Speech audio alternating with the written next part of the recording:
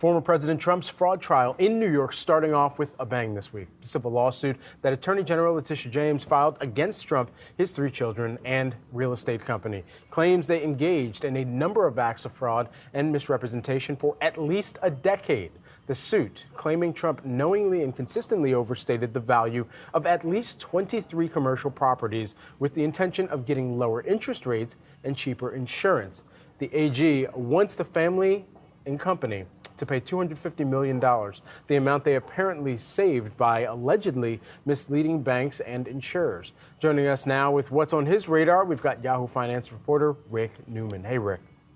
Hey, guys. I think this trial is going to be very interesting. Not necessarily every day, but I think the outcome will fill in a lot of blanks in terms of former President Donald Trump, his business career, how he managed his businesses, and things that we sort of heard about on the fringes when he was president. I mean, some people may remember there was a big New York Times expose about how he supposedly cheated on his taxes by undervaluing his properties and his net worth when it came time to pay taxes, but then overvaluing them when he wanted to claim a lot of collateral for getting bigger loans than he might have been able to get. So that's what this lawsuit is about. This is not one of the 4 criminal prosecutions. Those are not going to get started in those trials won't start until next year. But this is going to tell us a lot about how Trump managed his businesses. And Trump himself supposedly is going to testify here under oath. So he is going to have to explain things such as why an 11,000 square foot apartment was listed as a 33,000 square foot apartment on business forms and some of those things like that. So we know from other instances when Trump has been involved in litigation that he is quite a different storyteller when he's under oath than when he is blustering in front of the cameras or to the media. So I think there could be some interesting moments that come out of this. And let's remember, Trump is still running for president in 2024. So this could be a factor. Yeah, Rick, how big of a factor, I know you and I have talked about this before, but how big of a factor do you see this potentially being when we shift our focus to 2024?